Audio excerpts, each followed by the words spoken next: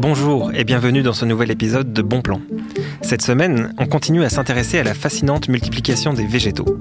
En fait, on rentre là dans une période que tous les jardiniers attendaient avec impatience. C'est la saison des semis des plantes d'été. Dans les semaines qui viennent, selon votre région et votre niveau d'expertise, vous allez pouvoir semer des laitues et des fèves, et des petits pois, et puis des tomates, et des poivrons, et des aubergines. C'est le début de la fin de l'hiver. Du coup, on est tous très contents, et on a tous très envie de semer des graines. Pour vous raconter comment faire, et pourquoi c'est une source infinie d'émerveillement, j'ai la chance d'accueillir deux spécialistes de l'art du semis. À ma droite, Fanny Desmaillots, qui sème chez Pépin Productions, une pépinière de quartier qui est installée à Paris. Bonjour Fanny. Bonjour Thibaut. Et à ma gauche, Marine Bernard, qui anime une association, le Petit Potager Urbain, qui se trouve dans le Val-de-Marne, en région parisienne. Bonjour Marine. Bonjour Thibaut. Merci d'abord à toutes les deux d'être présentes. Et pour commencer, j'ai une question un peu particulière. Est-ce que vous pouvez me raconter la première graine que vous avez semée et la dernière, si vous vous en souvenez? Oh là là, faut réfléchir. Alors, moi je pense que les dernières, c'était des aubergines. Parce qu'on entame la saison de Solanacées, donc la famille des tomates, des aubergines, etc. Et je pense que c'est une aubergine qui est toute petite, qui est ronde, qu'on appelle jaune œuf, je crois, et qui est assez mignonne. À la première, je crois que je ne sais plus. Est-ce que tu te souviens quand est-ce que tu as appris à semer? Eh bien, je pense que ça remonte à très longtemps avec mon grand-père. Histoire classique. Et je pense que j'étais très jeune et c'était en Auvergne. Et maintenant, je fais ça à Paris. Et c'est tout aussi rigolo. Ok, super. Et toi, Marine? Moi, la première, ça devait être aussi très très jeune, en faisant des petites expériences comme font tous les enfants avec du coton et des lentilles, je pense. Et puis la dernière, j'ai fait le poivron, puisqu'on est dans cette période-là, et ça c'est dernièrement. D'accord, et le poivron, il est destiné à ton jardin? Il est destiné au jardin, oui. Ok, merci Marine. Et il y a une question qui est assez complexe, c'est quand est-ce qu'on commence à semer quelle espèce? Parce qu'il ne faut pas commencer trop tôt, il ne faut pas que ça soit trop tard, c'est un enjeu assez important. Quels sont les conseils que vous pouvez commencer à donner pour savoir quand semer? Alors, en fait, comme disait Fanny, oui, c'est la famille des Solanacées qu'on va commencer en premier, puisqu'il leur faut plus de temps pour arriver à maturité. Et donc, on va les garder au chaud un peu plus longtemps, en sachant que c'est une histoire de place aussi, parce qu'on ne peut pas faire les Solanacées si on n'a pas énormément de place, ou alors on réduit les quantités. Parce qu'on est vite envahi, les plants y grandissent, donc il faut gérer les quantités et le temps. J'ai l'impression qu'il y a un équilibre à trouver. Si on est dans le sud de la France, on va commencer plus tôt. Si on a la chance d'avoir beaucoup de lumière chez soi ou une bonne chaleur, on va commencer plus tôt. Et inversement, plus on va être au nord et moins les conditions sont bonnes, si on a un logement très sombre par exemple, on va le faire plus tard, c'est ça? Oui, alors maintenant il y a des techniques avec des lampes pour les logements très sombres qui peuvent être adaptés. Mais c'est à peu près ça. Même des mini-serres d'intérieur qu'on peut fabriquer soi-même ou acheter. Mais bon. Ça marche comment? Juste il faut un peu de lumière, un petit peu, que ce soit en verre ou en plastique, une petite maisonnette pour les plantes, tout simplement. Et juste de la lumière, de l'humidité, de la chaleur, ça fait déjà pas mal de travail. Après, on arrose bien, il faut faire attention de ne pas trop arroser, il faut peut-être arroser par le fond, par capillarité, comme ça on est sûr qu'on n'oie pas la motte ou la terrine. Je parle en termes techniques, mais y a plein de petits trucs. C'est simple au final, mais il faut juste bien doser. Bien doser. Maintenant qu'on sait quand semer, il y a une question qui est importante, c'est la question du choix des graines. Et on va écouter un extrait d'un documentaire qui est très chouette tout de suite, qui parle de ce sujet. Ça dure au moins 10 ans. Et c'est les graines de l'année les moins bonnes. C'est vrai? Ah ouais, c'est pas toujours les graines fraîches qui sont les meilleures. Ah non. C'est même rare. Plutôt rare. Est-ce que vous disiez par exemple, les carottes, les graines d'1 an, les carottes font beaucoup de feuillage et moins de racines. Et les graines de 2 ans, 3 ans, ils font un feuillage plus réduit et plus de carottes. Et les choux, la même chose. Les choux d'1 an jeunes font beaucoup de feuilles et de misère à paumer. Donc c'est un extrait d'un documentaire qui s'appelle La jungle étroite, qui a été réalisé par Benjamin Hermot. Et en fait, donc on voit l'histoire d'un couple de Belges, Josine et Gilbert Cardon, qui ont créé dans leur jardin une forêt comestible de 1800 mètres carrés. Donc il y a beaucoup de scènes de ce film qui se passent dans une grainothèque, c'est une grande pièce qui ressemble à une bibliothèque. Et en fait, c'est pas des livres qu'on y trouve, ce sont des milliers de sachets de graines. Et alors moi, j'ai choisi cet extrait d'abord parce que j'adore la façon de parler de Gilbert Cardon. Il a à la fois son accent et puis la façon d'argumenter qui est géniale. Mais on sent chez ces personnes-là qu'il y a vraiment un gros débat sur la façon de choisir ses graines.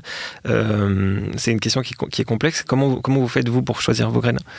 Eh bien, tout simplement, il y a quelques trucs à respecter. C'est des graines déjà qui sont reproductibles, donc pas stériles, donc pas hybridées, en tout cas par l'homme, et puis qui peuvent s'adapter très facilement.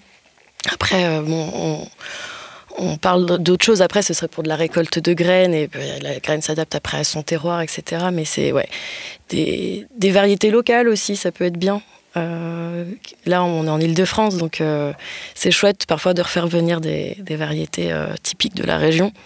Donc je pense que c'est ça, voilà, des graines qui sont pas stériles déjà, ça c'est vraiment la priorité, le plus pour les important. reconnaître, celles qui sont stériles, il y a écrit F1, souvent c'est la catégorie, c'est ça. Et donc celles qui sont pas F1 sont reproductibles, c'est ça ? Et normalement, oui, quand c'est bien fait, bien stipulé, normalement, ouais, c'est ça. D'accord. Et toi, Marine, comment tu fais pour choisir tes graines ? En fait, faire valoir aussi les semences paysannes. On essaye de choisir des graines avec des variétés anciennes pour faire perdurer les variétés. Et puis, effectivement, qu'elles s'adaptent au terroir. Il en existe pas mal, Germinance, même Sainte-Marthe, Semaille, graines...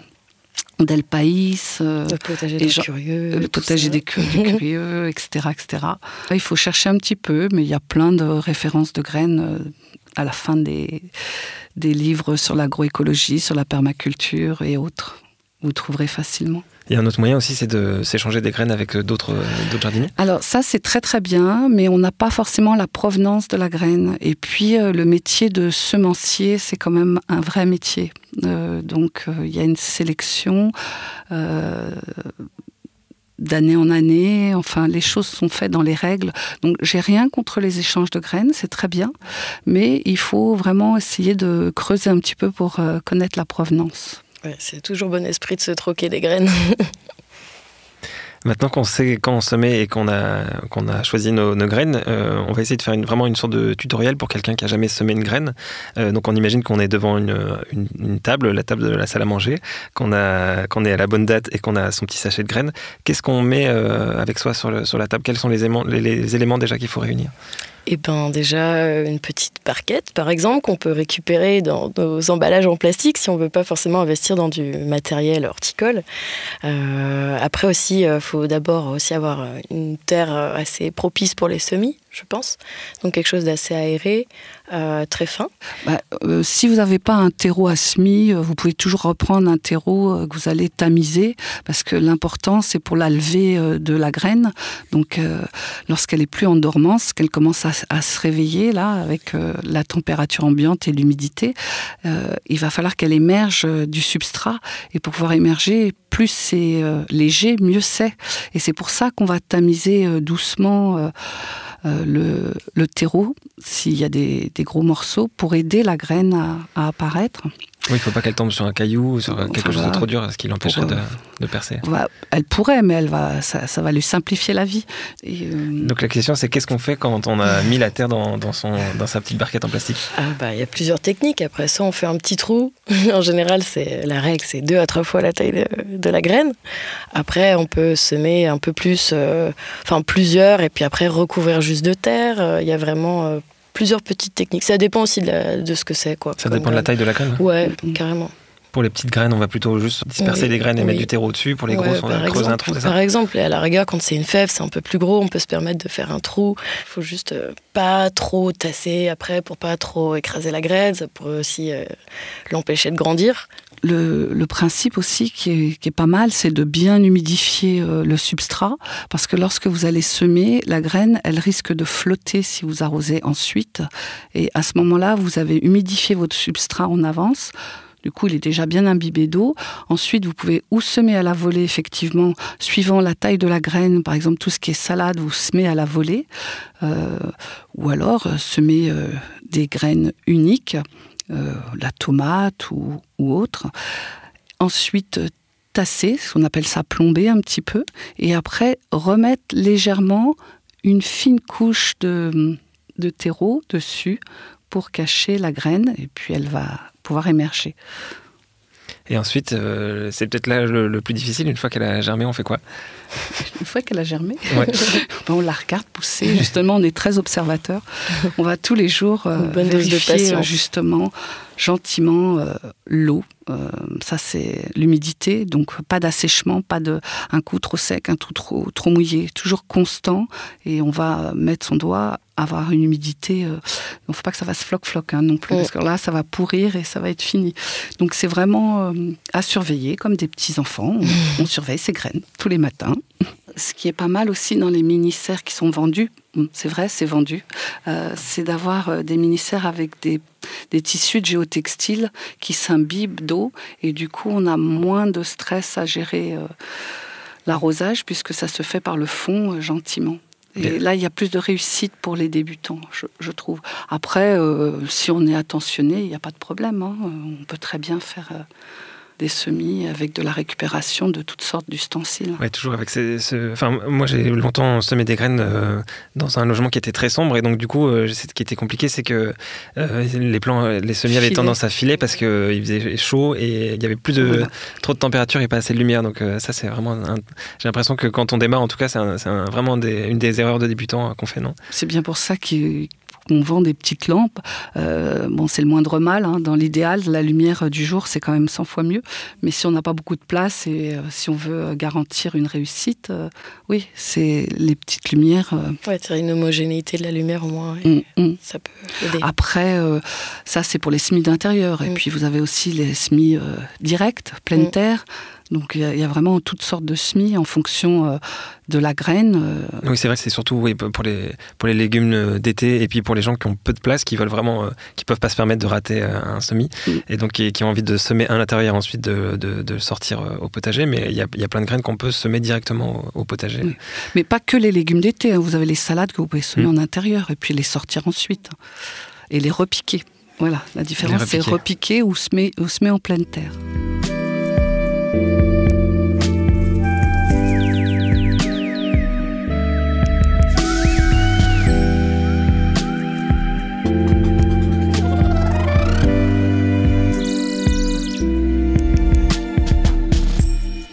Alors, ça, c'était la technique la plus basique qu'on vient d'expliquer.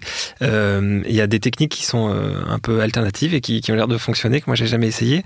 Notamment la technique du sopalin. Il y a des gens qui placent des graines sur du sopalin. Il y a des gens qui utilisent des bouteilles d'eau, qui découpent. Est-ce que vous avez déjà essayé ces techniques-là ? Oui, enfin, moi, j'ai essayé parce que, notamment au collège, ça a été pratique pour expliquer, puis justement avoir un taux d'humidité en mettant des billes d'argile au fond de la bouteille et puis ensuite du substrat, et puis maintenir une température constante avec la technique à l'étouffer. Et ça marche très bien. Il faut découper la bouteille en deux, laisser la graine émerger, et puis une fois que les feuilles commencent à apparaître gentiment, on débouche d'abord le bouchon pour faire rentrer l'air, une fois que les feuilles sont sorties.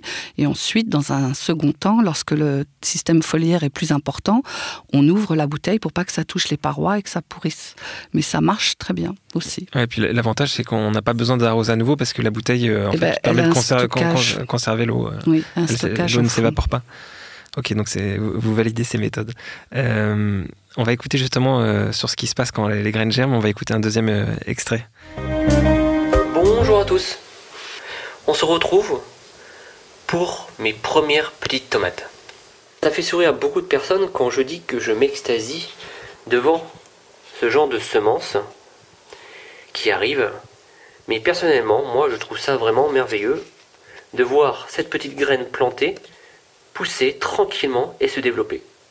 Donc dans cette vidéo, je partage avec vous un moment de bonheur, alors il m'en faut pas beaucoup, où je m'assois à côté de mes tomates et je les regarde. Donc ça, c'est vraiment hyper représentatif de ce qui se passe en ce moment là sur les chaînes de YouTube de jardinage et en fait, même chez tous les jardiniers. C'est marrant, en fait, chaque année, on fait la même chose, on sème ses graines, on fait tout pour que ça germe et une fois que ça germe, c'est comme si on était surpris, on est agréablement surpris.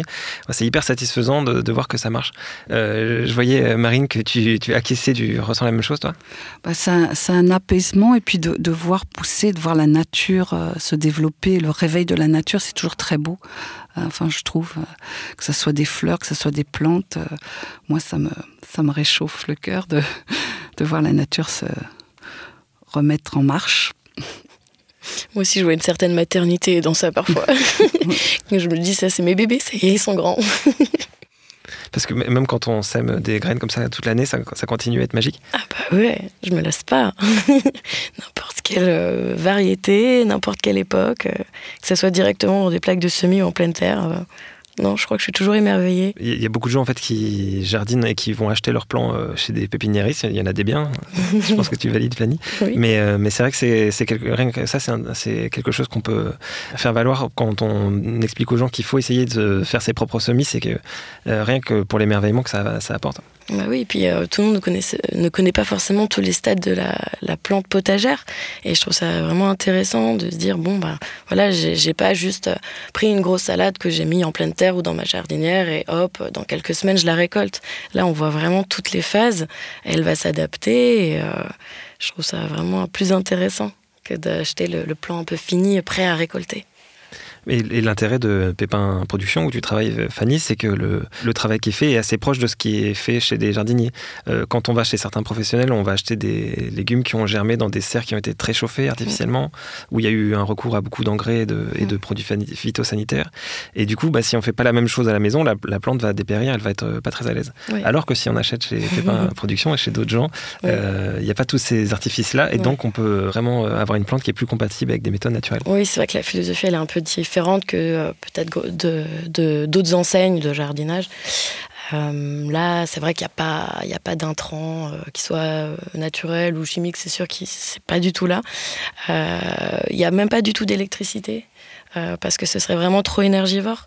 Là, on est en pleine conception d'un petit fonctionnement. Alors, on n'a rien inventé, c'est une technique d'ancien, mais ça marche plutôt bien. Surtout que là, il commence à faire un petit peu beau. Et on a l'impression d'être dans une serre tropicale. Il fait 26 degrés grâce à juste du fumier et un manteau de paille, quoi. Donc on a deux bacs superposés, on a mis du fumier en dessous et du coup ça crée une chaleur mais incroyable. Et justement c'est ce qu'on utilise pour les petites graines frileuses, notamment les tomates et les aubergines en ce moment qu'on vient de commencer. Et ça c'est quand même aussi important à mes yeux, d'un point de vue environnemental, pour continuer la philosophie jusqu'au bout de rien rajouter de bizarre, quoi. Et là, oui, il y a plein de petites mottes qui se développent assez facilement dans un bon petit terreau de feuilles, qui est très propice au semis d'ailleurs. C'est marrant parce que cette méthode-là, donc, qui est appelée la couche chaude, c'est une méthode qu'utilisaient les maraîchers parisiens au XIXe siècle, quoi. Donc effectivement, vous reprenez des méthodes qui ne sont pas si anciennes et qu'on avait complètement oubliées. Et oui. Et c'est tout simple en plus. C'est juste du caca d'herbivore et ça fait beaucoup le travail. Et toi, Marine, quand tu fais des ateliers et que tu encourages les gens à semer, est-ce que ce message-là, il passe bien ou pas ? Moi, c'est primordial. C'est primordial justement de voir le cycle, notamment de la graine jusqu'à la plante, et après la floraison de la plante potagère pour pouvoir récolter ces graines et comprendre le cycle complet. Souvent, j'ai des chicorées sauvages semés au départ dans le jardin, qui font des belles fleurs bleues, qui sont très mellifères, et les gens ne reconnaissent pas les salades, parce qu'ils n'ont pas l'habitude de voir les petites fleurs bleues des salades. Donc, la salade qui monte en graines et qu'on n'a pas récoltée. Donc ça, c'est le cycle complet. C'est de la graine à la graine. Voilà. Ah oui, c'est un des avantages qu'on n'a pas cité, mais c'est quand même indéniable. Si on cultive soi-même à partir de la graine et qu'on va au bout du cycle, déjà on n'a pas besoin de racheter de graines, mais en plus ces graines à soi, elles sont adaptées à notre façon de jardiner, à notre terroir. Non, c'est marrant parce que là les tomates, c'est vrai que ça va vachement être plus facile. On récupère les petits pépins dans le légume fruit qu'on mange. Là les salades, c'est vrai que on ne sait pas forcément que ça vient que de la fleur, quoi. Donc je trouve ça plutôt bien de remonter jusqu'au bout, quoi. Pour la tomate, c'est simple, la graine est directement dans le fait qu'on mange, alors que sur certaines plantes comme le radis ou comme la salade, il faut attendre. Et on redécouvre des fleurs, en fait, quoi. C'est pas juste des légumes, c'est des fleurs aussi, quoi. Les fleurs du poireau, par exemple, sont super belles. Ouais. Ok, merci beaucoup à toutes les deux. Pour terminer, je vais vous demander de citer un livre, une BD, ce que vous voulez, un film, un documentaire qui vous inspire et qui est en rapport avec ce dont on vient de parler aujourd'hui. Alors moi j'ai 2 choses. J'ai Réussir mes plans du premier coup de Terre vivante. Ça c'est le b.a.-ba lorsqu'on démarre. Il est très très accessible comme livre. Et puis ensuite pour quelque chose d'un peu plus poussé, où vous allez comprendre justement toute la genèse des plantes, les graines et pourquoi on peut pas faire tout et n'importe quoi. C'est Les semences buissonnières de Longomai. Si je prononce bien. Longomai, ouais, c'est ça. Longomai, voilà, j'ai du mal. Donc ça, ce sont des DVD et c'est très très intéressant. Si vous voulez pousser un petit peu plus dans vos connaissances. Je suis d'accord. Et moi, ce serait quelque chose de plus visuel, du coup. C'est un film. C'est Le potager de mon grand-père. Donc, c'est le réalisateur Martin Esposito, si je dis pas de bêtises, qui filme son grand-père pendant pas mal de saisons, pendant 1 an pratiquement. Et j'ai été très, très, très émue. Bien sûr, ça a fait écho, je crois, au début du potager avec mon grand-père en Auvergne. Et on aborde plein de choses, quoi, que ce soit justement de la récolte de graines, de l'arrosage, des conditions qui sont compliquées. Et il y a une petite phrase qui m'avait fait rire, c'est le réalisateur qui filme son grand-père et qui va voir d'autres anciens à côté, donc ils font un peu n'importe quoi, un peu avec des produits, mais ça arrive. Et qui dit... vous en pensez quoi de la permaculture? Et du coup, les vieux ne connaissent pas. Et ça, je trouve ça assez rigolo. Donc voilà, très inspirant, très touchant. Je vous invite à le regarder. Et ton grand-père, il avait les mêmes méthodes que celle qu'on voit dans le film? Bah ouais, c'était tout naturel. Je l'ai jamais vu mettre un produit, quoi.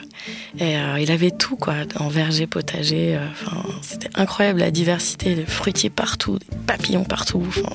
C'était assez beau. Et maintenant, je me dis pourquoi pas refaire la même chose avec un stade un peu plus urbain pour l'instant, mais il y a des choses à faire. Mais c'est les mêmes gestes. Voilà, c'est ça. Ok. Merci beaucoup pour ces conseils et merci à vous d'avoir écouté cet épisode de Bon Plan. Bon Plan, c'est un programme de Upian et Binge Audio. Merci à toute l'équipe. Je vous dis à dans 2 semaines et d'ici là, cultivez bien. Binge.